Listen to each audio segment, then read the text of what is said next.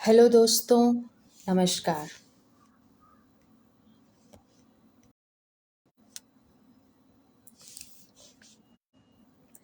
मैं हूं डॉक्टर पायल Bajaj, senior IVF consultant अव्या fertility. आज हम जानेंगे ओवेरियन सिस्ट के बारे में।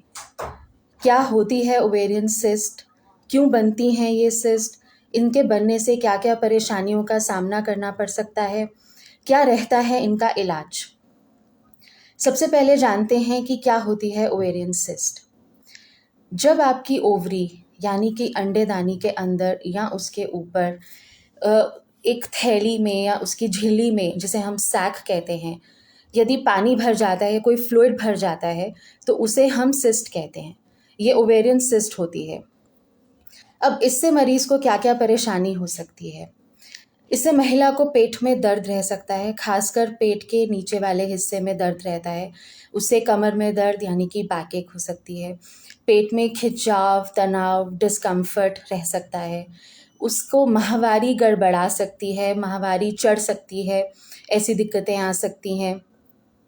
उल्टी होना, जी घबराना, जी मचलाना, ऐसी भी प्रॉब्लम्स उसके साथ आ सकती हैं। फिर ये सिस्ट क्यों बनती हैं? यदि महिला में कोई हार्मोन्स की प्रॉब्लम है या कोई हार्मोन्स का डिस्टर्बेंस है, तो उसमें सिस्ट बनने की संभावना बहुत अधिक रहती है। इसी तरह यदि महिला में कोई सिवियर पेल्विक इन्फेक्शन रही है, तो भी उसमें सिस्ट बनने की संभावना अधिक रहती है। यदि कोई महिला फर्टिलिटी ट्रीटमेंट ले रही है यानी कि अंडा बनने की दवा ले रही है, तो भी उसमें सिस्ट बनने की संभावना अधिक रहती है। इसीलिए हम लोग हमेशा कहते हैं कि यदि आप कोई ओव्यूलेशन इंडक्शन ले रहे हैं या आप कोई अंडा बनने की दवा ले रहे हैं, तो आप साथ साथ अपना अल्ट्रासाउंड और फॉलिकुलर मॉनिटरिंग ज़रूर कराएं। अपनी मर्जी से ये सब दवा ना लें और निगरानी में ही लें। फिर कुछ सिस्ट कुछ कंडीशंस, पर्टिकुलर कंडीशंस में देखी जाती हैं, जैसे कि यदि मरीज को कोई एंडोमेट्रियोसिस की शिकायत है या पॉलिसिस्टिक ओवरी की शिकायत है, तो भी उसमें सिस्ट बनने की संभावना ज़्यादा रहती है। तो ये कुछ कारण रहते हैं, और कुछ सिस्ट ऐसी होती हैं जिनका एक्चुअली में कोई कारण भी नहीं हमें पता रहता है। अब सिस्ट कैसे डायग्नोज होती है, इसका हमें पता कैसे चलता है? ज़्यादातर जो महिलाएं होती हैं उनको पता भी नहीं रहता है कि उनके अंदर कोई सिस्ट है, कोई ओवेरियन सिस्ट है। ये सिस्ट जनरली एसिम्प्टोमेटिक होती हैं। इनके कारण महिला को कोई भी तकलीफ नहीं हो रही होती है।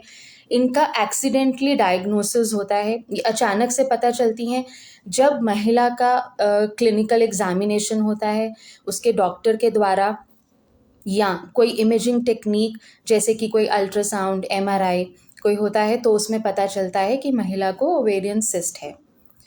अब सिस्ट किस किस प्रकार की रहती है? इसको हम सिंपल और कॉम्प्लेक्स भी बोल सकते हैं, बेनाइन और मेलिग्नेंट भी बोल सकते हैं। अगर वैसे हम बात करें कि सिस्ट किस किस प्रकार की रहती है, तो सबसे पहले होती है फॉलिकुलर सिस्ट। फॉलिकुलर सिस्ट एक तरह की सिंपल ओवेरियन सिस्ट होती है। हर महीने महिला में एक फॉलिकल बनता है, फॉलिकल में अंडा रहता है। जब ये फॉलिकल रप्चर होता है तो अंडा रिलीज होता है। यदि ये फॉलिकल रप्चर ना हो तो वो साइज में बड़ा होता जाता है, उसमें पानी भरता रहता है और ये एक फॉलिकुलर सिस्ट बन जाती है। ज़्यादातर ये बहुत बड़े साइज़ की नहीं रहती है, इससे मरीज़ को कोई भी तकलीफ़ भी नहीं होती है। ये अपने आप भी 1-2 साइकिल्स में चली जाती है, या हम सिंपल अगर कोई दवाई दें या हार्मोन्स दें, तो उससे भी ये सिस्ट चली जाती है। फिर एक तरह की सिस्ट रहती है जिसे हम कॉर्पस ल्यूटियम सिस्ट कहते हैं। आपका ये जो फॉलिकल बन रहा था, अगर ये रप्चर हो जाता है, तो रप्चर होने के बाद भी इसमें अगर पानी भरता है, तो ये कॉर्पस ल्यूटियम सिस्ट बन जाती है। कॉर्पस ल्यूटियम सिस्ट नॉर्मली भी देखी जाती है। अगर पेशेंट प्रेग्नेंट हो जाते हैं तो प्रेगनेंसी में भी ये नॉर्मली पाई जाती है।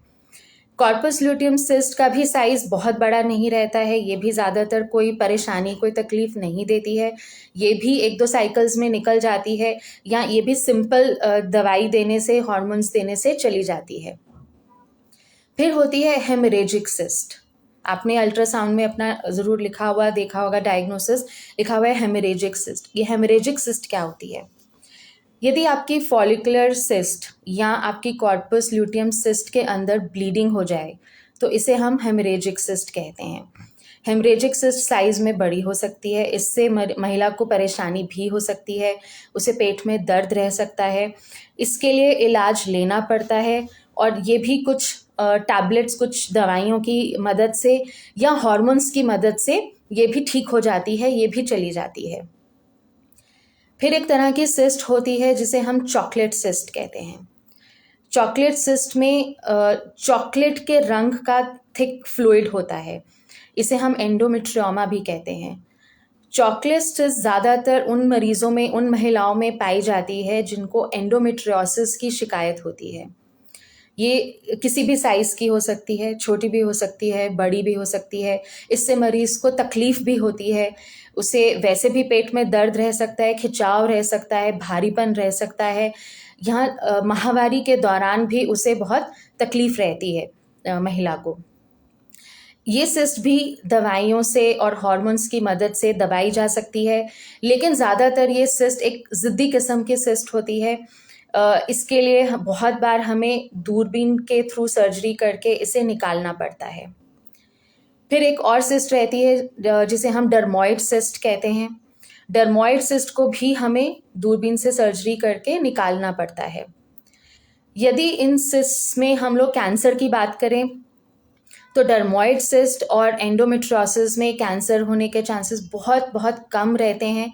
डर्मोइड सिस्ट को निकालना इसलिए ज़रूरी होता है, वैसे ये शायद कोई तकलीफ़ ना दे मरीज़ को, लेकिन इसे निकालना इसलिए ज़रूरी होता है क्योंकि ये अगर साइज़ में बड़ी रहती है तो फिर ये पेट में ट्विस्ट भी हो सकती है, घूम भी सकती है। अगर ऐसा होता है तो ये एक एक्यूट इमरजेंसी कंडीशन भी बन सकती है। अब ये जो सारी सिस्ट हैं, इसके अलावा एक और सिस्ट हो सकती है जो कि कैंसर भी हो सकता है। तो इसीलिए ये जो सारी सिस्ट होती हैं, इनका प्रॉपर फॉलोअप करना बहुत ज़रूरी होता है।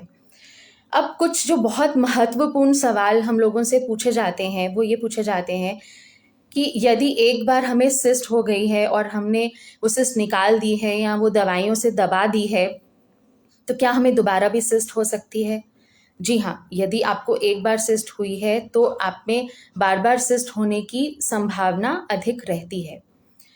फिर हमसे ये भी पूछा जाता है कि यदि एक बार सिस्ट है तो उसको बार-बार हम लोग फ़ॉलो-अप क्यों करते हैं? हम बार-बार मरीज़ को वो सिस्ट फ़ॉलो-अप करने के लिए क्यों बुलाते हैं? उसका कारण ये रहता है कि किसी भी सिस्ट में हमें ये देखना रहता है कि कहीं कोई कॉम्प्लिकेशन डेवलप ना हो जाए। जैसे कि आपकी यदि ये सिस्ट, जैसे कि मैंने पहले भी बताया, अगर ट्विस्ट हो जाती है, पेट में अंदर घूम जाती है, तो ये एक इमरजेंसी कंडीशन बन जाती है। इससे महिला को अचानक से पेट में बहुत तेज़ दर्द उठता है। फिर इसमें तुरंत मरीज़ को सर्जरी करके हमें ये सिस्ट निकालनी पड़ती है।